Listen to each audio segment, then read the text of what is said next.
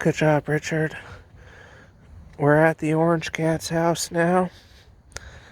We haven't seen either of them yet today.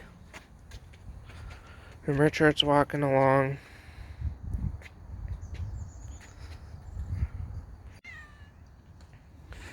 And there's the orange cat.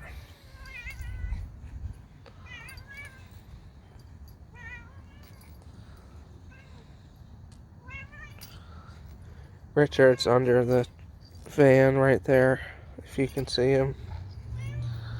And this cat's rolling around.